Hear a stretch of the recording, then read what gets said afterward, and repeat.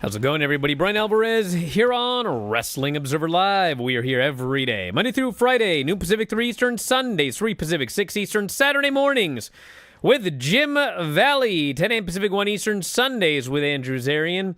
And hey, it is Friday here on the show. Fun Friday, and we have a fun time planned. We're going to be joined today by Lance Storm. Mike Sempervivi's got the day off. Lance Storm is going to join us for Fun Friday today. We got a lot to talk about, and it's going to be a good time. So, on the list of topics, SmackDown tonight, where we have Roman Reigns, CM Punk, both appearing on the show, as well as Seth Rollins. He is vowed to be there as well. And we've got several other matches as well. We'll talk about that, as well as ratings from Dynamite this past Wednesday. Show did well. We've got a Sakura Genesis lineup.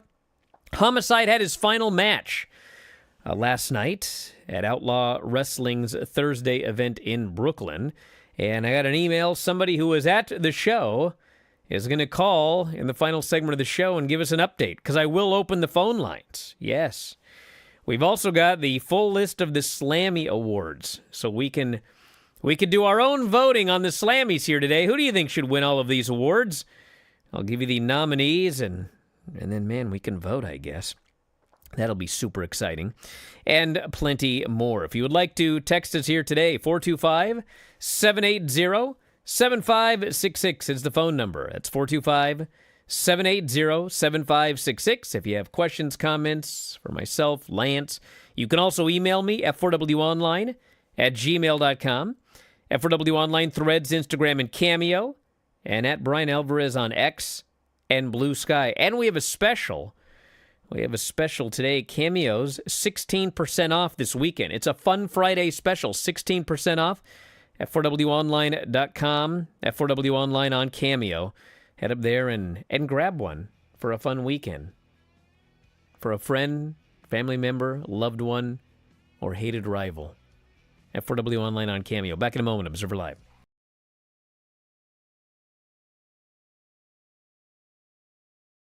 We did, in fact, by popular demand, watch Ready to Rumble. The champion is some fat loser. Yeah, he's a completely talentless, no athletic ability, can't wrestle, broke bum that walked out on his wife and kid. But he was he's over. The world champion. He and was. In the movie, the well, yeah, but storyline that's is, a microcosm of wrestling, sadly. Yes. He feels so bad about drinking this entire slushy that cost $1.26, and he sticks his finger in his asshole and walks up to the clerk. Lance is dying. How could the movie be so bad? I'm not going to fault the man for that, of all the things in the movie. I thought for sure you were going to say you'd done this before. There's a reason I'm not going to fault the man for that.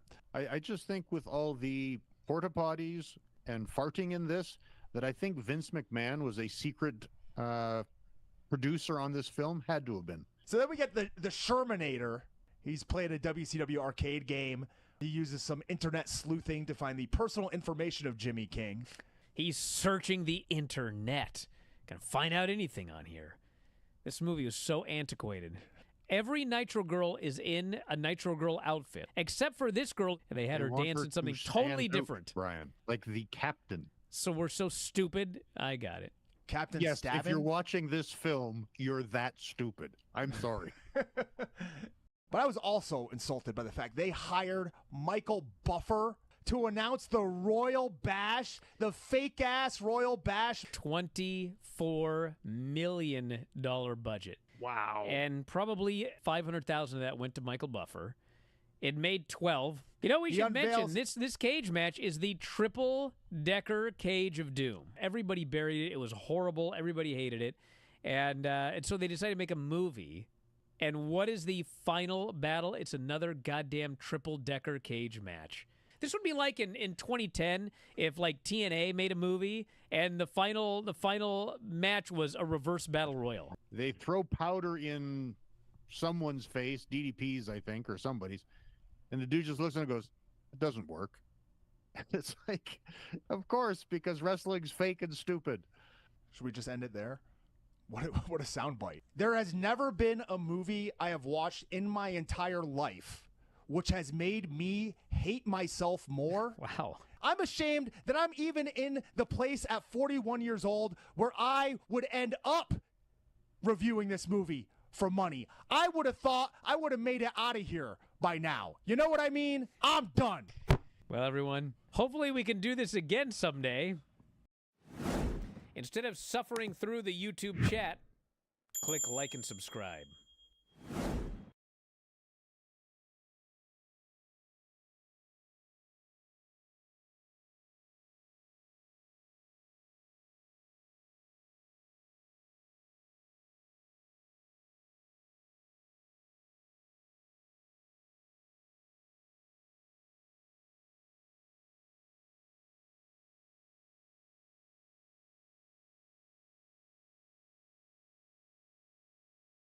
All right, back on the show. Bryan Alvarez here. Wrestling Observer Live. No Mike Sempervive today. Lance Storm is joining us. What's going on, Lance? Not much. Beautiful day here in Calgary. We're Really? Well into spring. What does that mean? It's only -8? No, we're in the 50s. Wow. That's pretty surprising, actually. It's quite nice. All right, before we get into everything, I want to give you a chance to talk about Lex Luger and Sting, since we've been talking about that the last couple of days. And I always like to discuss things where you can acknowledge that I am right. It's always better when I agree with you. Yes. Yeah, it's... I get the, hey, they're mean, you should be mean too, but I'm on the same page with you.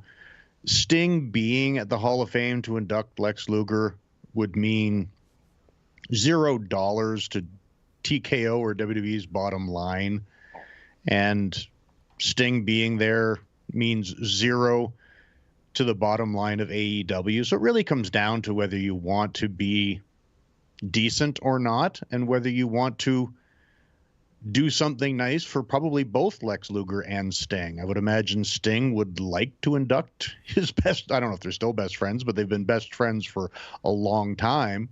So it's a chance to allow a meaningful moment in two men's lives that probably isn't going to affect business in any way, shape, or form. I suppose you could draw up some kind of agreement if you wanted to make sure there was no disparaging remarks made, but I can't imagine there would be anyway. Maybe have Sting slide on an AEW coat pin or something. AW coat pin. Well, we'll see what happens. He's not wearing a T-shirt. I would imagine he'll be in a tux. He could wear a T-shirt under that tux. He could wear that T-shirt that looks like a tux and have an AW logo on it. There's a lot of options here. Homicide competed in his retirement match Thursday. He won his final bout, teamed with Bull James against Mike Santana and Afa at the Outlaw Wrestling event in Brooklyn. He was victorious, it says here, in his final career bout taking place on his 48th birthday. They were both, Santana and Homicide, part of the revived LAX faction in Homicide's last TNA run. I believe he said he had a cyst that was affecting his vision and speech, and so he had to retire, and hopefully he can get all of that taken care of. We actually had somebody that was at the show yesterday. And in the final segment here, I'm going to open up the phone lines, and we'll get them on. Actually, I think I could do a special line just for them to make sure they get through. So I'll see if I can figure that out by the end. But we'll get an update on Homicide's final match before the show ends here today. And how much did you work with him in TNA? Not at all. Not at all, huh? I think the only time that I recall specifically that we crossed paths, I believe he was actually in the main event of the Ring of Honor show when I challenged Danielson for the Ring of Honor world title. I believe they had a weapons, non-sanctioned type chaos match. I'm pretty sure it was Homicide there. So I think that's the only time we've crossed paths. But obviously wish him well and hope he gets the medical treatment he needs to alleviate the vision and speech issues. You know, I was doing an interview in around 2005, I think, with Low Key, if you can imagine that. And at the time, I had no idea who Homicide was. And I interviewed Low Key, and we were talking about wrestling, and I asked him who his trainer was. And I was expecting, one of the famous trainers around that period of time. And he goes, Homicide. I went, what? Who? Homicide? I had no idea who this guy was. And then, shortly thereafter, I started to see Homicide matches. And my God, this guy was a great worker. He was great. And some of you may not remember this, but for reasons I cannot explain, for a long time, it was like a secret how old Homicide was. Like everybody else, you kind of knew how old they were or whatever, but Homicide kept it top secret. I don't know if because he thought he was like too old to get booked or something like that. Turns out he's I guess just a year younger than I am. He got booked just fine. So I don't know what it was and when that all changed, but I just remember for a long time it was like, how old is Homicide? No one knows. It's like a mystery. So that was that. But we'll find out more about his final match later here on the show. Well, it's time. The Slammy Awards will be part of the WrestleMania 41 festivities. It's being hosted by Big E and Kathy Kelly, broadcast live on WWE's social media channels on Sunday, April 20th. 12 awards categories this year. Fan voting now open to determine the winners. And here are the categories and nominees. I'm going to ask Lance his thoughts. I'll give my thoughts. And then we'll ask the chat as well. Sandman here, by the way, says, prayers for Homicide. My girlfriend is going through the same thing. She has a cyst on the frontal lobe of her brain. Grew so large it was causing her to lose her sight. It's unoperable, but we were able to give her radiation treatment. It's sunk enough that she's been able to get her eyesight back to functionality. Can be with me this year in Vegas for the F4W convention. Well, best wishes to her. Hopefully we get a chance to meet up at the convention. But it's a tough thing. Tough thing. All right, here's the categories. Female Superstar of the Year. We have Liv Morgan, Rhea Ripley, Bayley, Nia Jax, Tiffany, Chelsea, and Io Sky. And I can see that, like, in a lot of ways, it's going to be a popularity contest. I already know what everybody on the chat's going to say. But I think that the Female Superstar of the Year, I would say probably was Rhea Ripley. What are your thoughts, Lance? I guess you don't watch it enough to really make an educated decision, but from what you've heard, follow and would agree with you. But I'm going to be biased and cast my vote for the SWA grad in Chelsea Green. But yeah, I think Rhea's the biggest WWE female superstar. I thought for sure everyone in the chat was going to say Io Sky. Lasting here does claim Tiffany Stratton. Not even close. Not even close. Like, Tiffany's, she won the title and everything, but, I mean, the big problem with Tiffany is, and this is not her fault, it's just the way the business is now. She got called up to the main roster, and she really wasn't ready for the main roster. And the idea used to be, you get called up, like, Brock got called up early, but then he was on the road with all these great workers, and he got up to speed real fast. And they really don't do many house shows anymore. So, like, if you watch her matches, she's working exactly the same as she worked in NXT, which is talented, athletic, but still a long way to go to be like a polished, solid worker. So, nor did she carry any brand at any point. And on the women's side, Rhea did carry the Raw brand in a lot of ways for quite a while. Yeah, and I think Rhea, too, much like Becky Lynch, is really in that real small group of women that got to the level where they were bigger stars than many of the men and were like legit top couple superstars in the company where you could remove gender completely from the conversation. All right, when we come back, we're going to get into Male Superstar of the Year. And we have 8 options here. So we'll get into that, plus most memorable entrance, oh my God, moment of the year, faction of the year, tag team of the year, rivalry of the year, NXT Superstar of the Year, match of the year. God, there's a lot of them here. thought you said there was 8. I mean, I thought no. There's 8. There's 8 options in the male category, but there's like 8 million different. Whatever. Back in a moment. Observer Live.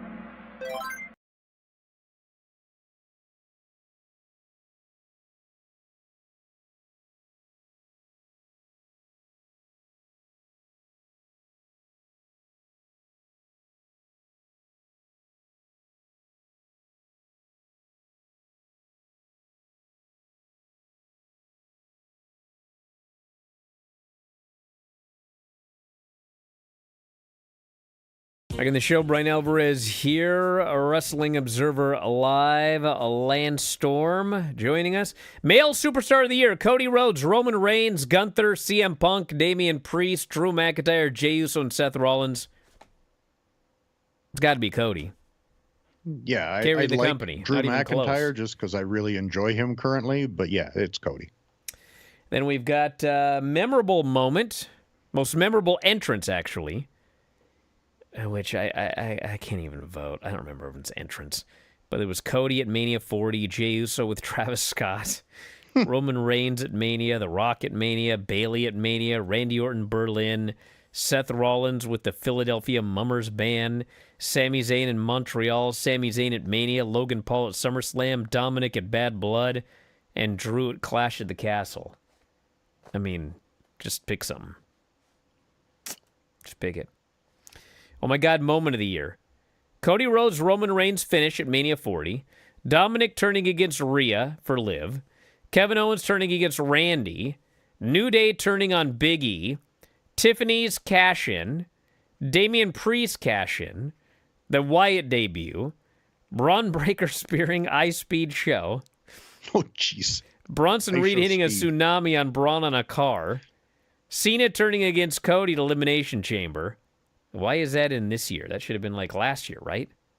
And Io Sky beating Rhea Ripley. Well, if you're counting like Cena turning on Cody in 2025 for the oh my god moment of the year in 2024, well, I mean, nothing on that list is bigger than Cena turning on Cody. I'm sorry. That's it. Yeah, I'd go with the Big E one, though. Why? I don't know. It just felt like a more emotionally significant moment. Then John Cena turning heel? Yeah. All right. And we've got Faction of the Year, OG Bloodline, Judgment Day, New Bloodline, American Made, or Damage Control. Well, if we're talking about 2024, I mean, I got to go Or is with... it Slammy Awards to Slammy Awards? Not everything has to be calendar year, Brian. Well, it does have to be. Sometimes, of all people, you're the one that's less of a stickler for, like, the year-end awards have to be for the year. But anyway, I would say Judgment Day. They were, like, the main faction on Raw for the vast majority of the year. Whereas the OG Bloodline was built around Roman, who wasn't even there most of the time. I'd say the Judgment Day. Don't have a big opinion on this one. Tag Team of the Year, DIY, Awesome Truth. Didn't they have like 3 matches? A-Town Down Under, Jade and Bianca, Motor City Machine Guns, Bloodline, War Raiders, Judgment Day, Street Profits, or Liv and Raquel. For the whole year? I'm going to play my bias card again, and I'm going with the Machine Guns. I love those guys. I mean, they were great for the 3 months they were there or whatever. You know, they were great when they were with TNA, too. Yeah, I don't know, man. Certainly not A-Town Down Under or Awesome Truth. Jade and Bianca were only together for a little while. I mean, you could do Liv and Raquel, I guess. It'd have to be Liv and Raquel, the War Raiders, or DIY. Take your pick. Rivalry. Machine Guns. Huh? Machine Guns. They were only there for a brief period of time. You I can don't do care. it if you want to. That's fine. Rivalry of the Year, Punk and Drew, Roman and Cody, Liv and Rhea, Damien and Finn, Kevin and Cody, Nia and Tiffany, or Bloodline versus Bloodline. The Rivalry of the Year. I think you got to go CM Punk and Drew. Yeah, I think as the most entertaining rivalry, like they, especially considering they managed to do it while Punk was hurt for a long period of time, it was really a fantastic job of having a rivalry. And we've got the NXT Superstar of the Year, Obafemi, Roxanne, Trick, Ethan, Julia, or Kalani Jordan. Oh, man, it's a tough one. I got to go with Trick. I'm going Oba. Yeah, Oba was more at the end of the year. As far as like the full year, I got to go with Trick. Match of the year, we had Roman and Cody at Mania, Punk and Drew, Hell in a Cell, Roman and The Rock versus Cody and Seth, Liv versus Rhea, Priest versus Gunther, Cody and AJ at Backlash, the 2025 Men's War Game match, Bayley versus Io, Sammy versus Gunther, Gunther and Randy, and Seth and CM Punk at the Netflix premiere. I think you got to go CM Punk, Drew McIntyre, Hell in a Cell, or maybe Sammy and Gunther, WrestleMania 40. Didn't they have Cody and Roman? That was kind of a big deal as the main event of WrestleMania. That was a big deal, but I think, well, like, what was the best match? That's what I'm looking at. But is this meant to be a in storyline awards or a shoot awards? Like, are you trying to go match quality, or are they just talking what's the Well, biggest if it's match in of the year? storyline, I mean, Seth and CM Punk at the Netflix debut, it's just a TV match, you know? I think it's what match did you think was the best match of the year? That's what I think we're looking at here. Because they didn't put any bad matches on there, you know? Well, how many really big matches are bad? Not that many anymore. That's true. Not like you're getting Zeus Hogan anymore. Then here's a stupid category for you. The WTF moment of the year. As opposed to the OMG moment of the year. R-Truth calls Triple H Ciampa. Kevin Owens does interviews in his car. Chelsea Green goes in a dumpster. Dominic Mysterio in a shark cage. I show speed with Logan Paul at Mania 40. Truth wrestles with John Cena. LA Knight in Logan Paul's pool. I quote, rabid noises from Tamatanga.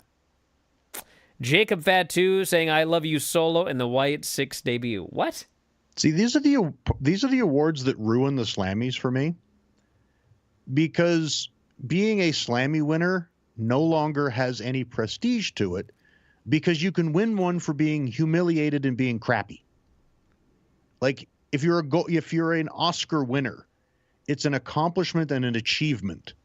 But if you could win one for just being in a humiliating moment in a movie that sucked, being an Oscar winner is no longer prestigious, and I think they need to get rid of the embarrassment awards that people wouldn't actually want. They're all stupid. Exactly. The category wins. The whole category wins. Social Star of the Year, literally two options, Chelsea or Drew McIntyre. I'll take your pick. Drew was pretty incredible on social media, though. Yeah, but And the actual, you know what's funny is the actual Social Star of the Year, unless they're going WrestleMania to WrestleMania, I mean, the real Social Star of the year was The Rock. That guy, remember when The Rock was on social media every week, like on Instagram in the gym, going 26 minutes? Those were incredible. Cutting 30-minute absolutely, vulgar promos. Yes, those were absolutely incredible. And then the breakout Superstar of the Year, Braun Breakout, Lyra, Penta, Obafemi, Julia, Tiffany, Jacob Fatu, Chelsea, or Stephanie. Man, that's tough, actually. I think Penta, I would go with him just because his was the most sudden break, if you will, where others we saw for a while and they got big and broke out, where Penta just, boom, he's here, and he was big. He broke out immediately. I would say it's got to either be Penta, Obafemi, or Fatu. So those would be my picks. All right, Wednesday's Dynamite. 658,000 viewers, up 5% from the week prior. Highest total audience since January 15th. Second highest since November 13th. 18 to 49 at a .19, up 20%. And the best rating the show has done since November 20th. It's funny because like somebody texted me yesterday who's always on my back. And they're like, what's the excuse this time? Snow? So I was like, well, what did they do? And I looked at it and I was like, what's this guy talking about? That's a good number. And it's going head-to-head with NCAA March Madness play-in games, including one that topped the charts with a .74 in 18 to 49 and 2.4 million viewers. So that's a very good number. Very good number there. And it was a good show. I thought it was a much better show than usual, in fact. And a world title match should mean something, and it did. So great. Yeah, it did. I got the Brendan Thurston's got the quarters here.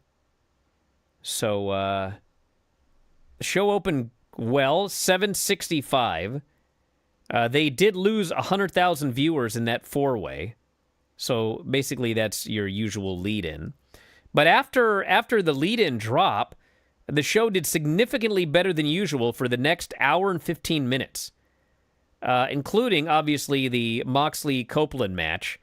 Did 704,000 viewers, which outside of the lead-in is the biggest quarter they've done in a long time.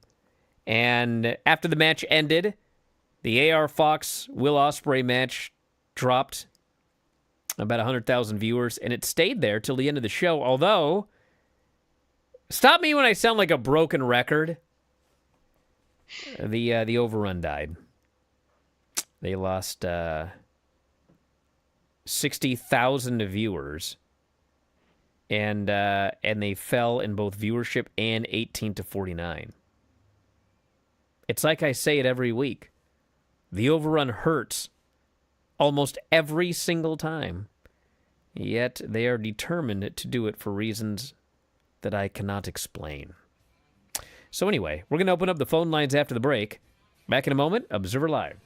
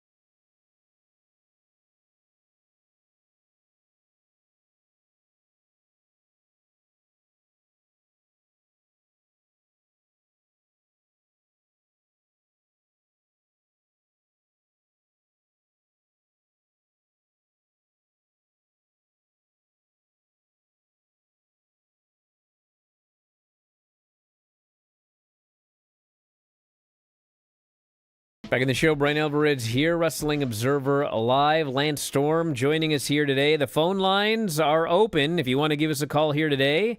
We do have lines open. The phone number is 618-762-3275. That is 618-762-DARK. 618-762-3275.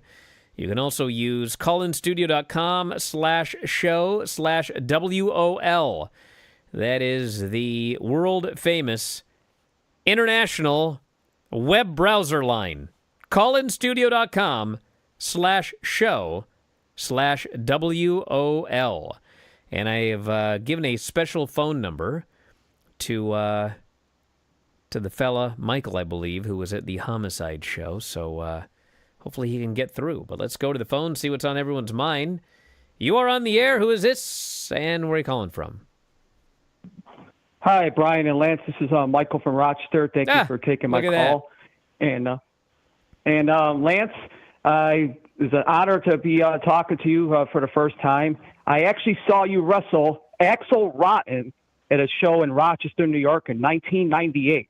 Wow. And I got to admit, you were a pretty great wrestler because you actually had a good match out of him. So I got to give you tons of credit.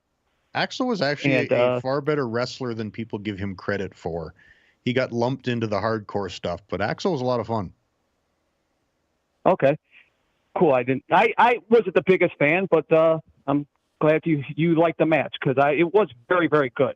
But the reason why I was calling was I wanted your opinion because you've been watching WWE programming, and to me, I believe that Bianca Belair is turning heel. If you notice, like a lot of things that happened the last couple of weeks, she's been coming out dressed in black for a lot of her appearances. And I think that the reason why they're making it a three-way is thus that Bianca can win the title and thus beat Io and not beat Rhea. So I just wanted to get your opinion for both you and Bryan about what you think about that possibility. All right. I want to thank you very much for the call. I actually thought that was the guy that went to the Homicide show, but apparently not. All right, well, I think she's turning heel. I thought she was turning heel for about 6 months now. It was a long time ago that she was doing interviews, and I remember watching the interviews, and I just thought, there's a heelish edge to this interview. And perhaps it was going to happen sooner, but everything that happened with Jade happened, and so everything got stretched out for months and months and months and months. But I do think 100% that she's turning heel. Yeah, I think it sets up a very intriguing matchup with her and Jade. And I think there's always been a bit of a heel edge to being the EST. And the fact that she is such an amazing athlete, to me, adds more heat to it. Was when someone says they're the best at everything, it sticks in your craw a little bit more when there's actually credibility to that claim.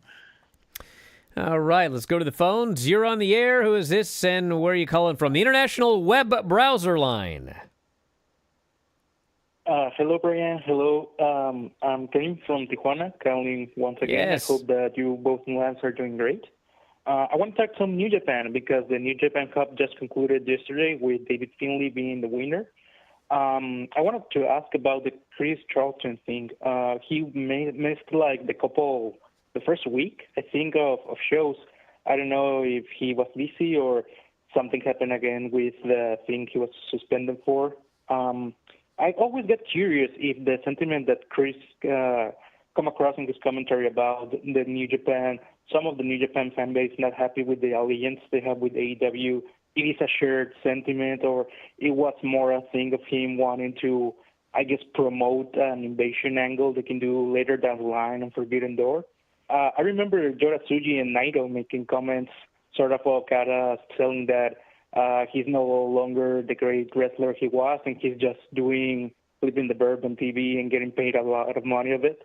I don't know if Bryan has heard anything from Roki, if how it is the sentiment with the AEW deal, if everyone is happy with how things are running smoothly. And I think that's about it. I hope that New Japan has a resurgence from this point. I think that this has been the best year they have, I think, since the pandemic. And I hope that they have a great new Juniors Cup and a great G1 Climax. And I hope seeing a lot of people from AEW going over there. I remember Mac Bailey saying that he wants to represent AEW in both CMLL and on the New Japan. So I hope we get to see more international talent from all companies working together. Thanks for taking the call again. Yeah, I want to thank you very much for the call. So, I mean, I could talk for hours about the whole Chris Charlton thing, but, I mean, the gist of it is this. So, AEW and New Japan are working together, and it's always been promoted as the two companies working together. They co-promote events. New Japan and AEW present Forbidden Door, whatever. And obviously, you can have a New Japan wrestler bury an AEW wrestler, or even if, there are characters like Gabe Kidd Like, the wrestler can bury Tony Khan, and, you know, he's playing, he is a wrestler playing a character. And the issue was that Chris Charlton was in the role of the announcer. And the announcer is supposed to be someone who basically is representing New Japan, like the management of New Japan. And so when he started burying Tony Khan, calling him a money mark, and burying AEW, it's like the storyline, yes, they co-promote events, and sometimes wrestlers on one side don't like, in quotation marks, wrestlers on the other side, but the two companies are supposed to be friendly. And so when the announcer starts burying the other company, you know, it comes across as him speaking for New Japan. He's a New Japan announcer. That's different from a New Japan wrestler. And obviously, Chris Charlton and some fans, they didn't see the difference, and they didn't think it was a bad thing. What's wrong with the announcer burying the other company? Well, that'd be fine if you were doing an interpromotional war where it is one company battling another company, but this is supposed to be like a cordial working agreement. And I know that, like, you know, when he started going off on Tony Khan, I mean, I heard people that were like, you know, dude, this guy shouldn't be suspended. He should be fired. Because doing something like that in that role is putting the entire relationship between AEW and New Japan in danger. And obviously, the New Japan side wasn't happy about it either, because they were the side that made the decision. It wasn't Tony calling and saying, get this guy off commentary. It was like New Japan heard it, and they were like, what is this guy doing? And everything happened that happened. So, you know, he's back, and I don't know. I mean, I heard it, and I was like, what's going on here? I mean, you would never have Excalibur, you know, as the lead announcer on Dynamite. I mean, and he never goes on and buries, like, the booking of New Japan, and these guys don't know what they're doing, and they're incompetent, and, you know, how could they not get Shota Umino over, and why'd they shave? He never do anything like that. So that was the issue. You know, people are like, well, Gabe Kidd said this. Yeah, Gabe Kidd is a heel wrestler who's going to be fighting babyface wrestlers in AEW. It's okay for him to take a shot at the storyline as well as real life booker of AEW, but it's very different when you are the voice of the company and the announcer. You're supposed to have credibility as an announcer. The fans listen to you, and they have to believe what you say, and you sell them on stuff. And you can't go on there and sell them that the other company sucks and the guy running it is incompetent. That's my speech. All right, let's go to the phones. You are on the air. Who is this, and where are you calling from? Hey, it's Andy from Miami. I was just wondering about the buy rate for AEW World's End. I haven't heard anything. I've heard that, like, it is better than Full Gear, but no numbers. So I was just wondering. What, the one that just took place? Yeah, in December. December. I wouldn't know. You'd have to email Dave. So, sorry, I don't have the numbers for World's End. I mean, virtually every AEW pay-per-view is right around the 120 to 125, somewhere around there, which is interesting because when you hear that the number is stable for all of these shows, you just presume it's the exact same people buying every show. But, I mean, really, it's like, you know, most of the people that are buying these shows buy 2 a year. So it's either friends getting together and they all take turns paying for the show, or I don't know what, but it's very consistent despite being different people every time. All right, let's go to the phones. You're on the air. Who is this and where are you calling from? Hey, Bryan and Lance. This is Kevin from San Jose, and I'm going to ask you guys a question on if WWE needs to look into cutting down their roster after WrestleMania, because I know that they'll need to make some room for potential call-ups like Trick Williams, Fallon Henley, but they also have outside talent coming in. We know of Jeff Cobb, Aleister Black. I'm sure there are some other folks looking to get in with the company. Do you guys think Triple H has a problem with hanging on to talent too long? Like, does he build these relationships from NXT into WWE, and he almost has a reluctance to cutting anyone because of his connections with them. So thanks for taking my call, guys. Well, I think AEW and WWE have way too many people under contract, and at least with WWE, it's like you got Raw, SmackDown, NXT, and they have evolved now. And theoretically, you could move some people from NXT to Evolve to help them learn because they're at least a little bit more advanced, and then have some NXT people go up, have some WWE people go down. I mean, you have 4 rosters, theoretically, that you could switch people around here and there. Obviously, it's a problem because you get paid significantly more on the main roster, and they don't want to pay someone who's making main roster money a ton of money to go to Evolve. But, I mean, there's definitely, you can only do so much. We see the same problem with AEW, and they don't even have a brand split. They kind of sort of put certain people on Collision, and some people are sort of only on. But in general, it's just like when you have one roster and that many people, you got a real problem. At least in WWE, they got 3 rosters that have television, like national cable television or Netflix, and you can kind of switch people around there. But, I would say within the next year, you're going to see more people departing both companies. All right, I think this is our Homicide caller. Kind of sounded weird. But you're on the air. What's up?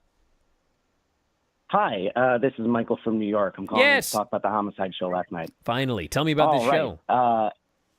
So I'll run through the body of the show real quick to get to the main event. We'll get to the main event because we only got about a minute and a half here.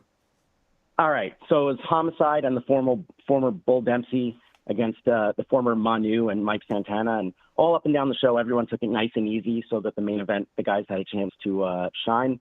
And they also took it nice and easy and had a nice house show style match. And afterwards, Raging Bull Manny Fernandez was out there giving him a plaque. He's already in the Independent Wrestling Hall of Fame. They now created the Outlaw Wrestling Hall of Fame just to put him in it. And he held up his kid, and everyone gave him some nice speeches. Mike Santana talked about how when his father died, Homicide came and stayed with him through the night. So it was really nice stuff. And Homicide asked to go out like the Yankees, and they put on Sinatra's New York, New York, and everyone toasted him. It was a great night. Wow. Did you say Manny Fernandez? Oh, yeah, he was out there talking crap about Ric Flair. It was surreal. I'm a big fan of Manny Homicide. Fernandez. I'm glad to see he's out doing something.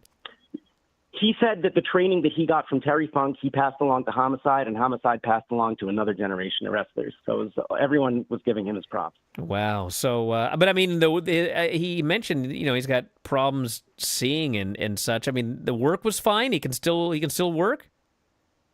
Yeah, they didn't do. He was wrestling Mike Santana, who kind of turned on Alpha Jr. during the match, and Alpha Jr. is a big guy. They didn't do the cop killer or anything, but he was doing cutters and everything. He could clearly tell where he was in the ring. It wasn't that big a ring. It was like a 16-footer. And by the time that he was out there talking at the end, he was already kind of breathing hard, so I couldn't really tell about his speech patterns. But, he's always had a unique way of talking. So he seemed to be no worse than usual.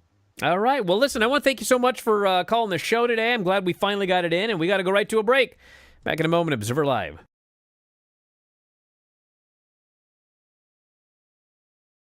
Just a quick note before this free video. If you click like and subscribe, I'd be very thankful. Okay, can everyone hear it? Yeah. There is a mystery bell at Granny's house. She can't hear it. Take off your headphones for a second. I had them on wrong anyway. Okay. I can't get them on right. What? Right. Take them off and listen. You have in your elbow?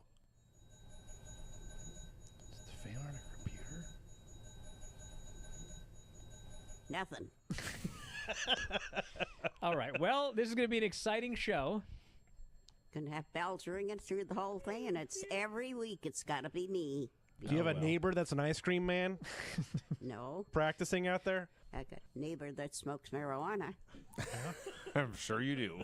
I guess Whatever that noise is, it's still going. Yeah, it's not going to stop, dude. Brian, do you want me to get off here and go see if open the door and see if there's anything out there? You think something's out the front door? Is he ringing the bell the entire time? Yeah. No, Granny, you don't. Let me in. Let me in. It's fine. It's fine.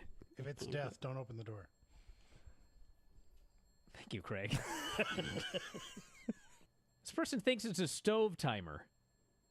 Have you burned the roast? No, I don't have a stove. You want me to just get off here? No. We're going to barrel through it. I'd love it. You're not even doing anything. Granny, Nick says that you've got an old-fashioned analog alarm clock in Terry's bedroom. I don't know. I got a new alarm clock, battery operated. Is that what she meant? Well, whatever it is, it's going haywire right now. Oh, it might be my alarm. You think? But it's way back in the bedroom. Don't worry about it right now. But when the show's over, you might want to go... That's what it is. Okay. Solve the mystery. Is there a reason you didn't turn it off when it started ringing? Well, I wasn't in there. I didn't. Duh. I took a nap. I took a nap and set the alarm. I thought I shut it off, but I probably didn't. No. You probably didn't. That's life. I would say with a good deal of certainty that you didn't turn it off. Brian, that's life around here. Yeah, I'm well aware. I do the show with Dave, too. Say, Hear all sorts of things in the background. did I do that? You know. Yeah, you did do that. Or I thought I did that, but I didn't. In there. I wake up and I see lights on and I say, I didn't turn those lights on. What's going on? Maybe the place is haunted. Could be. Okay. It's my brain that's haunted. Well, I hope not. Instead of suffering through the YouTube chat, click like and subscribe.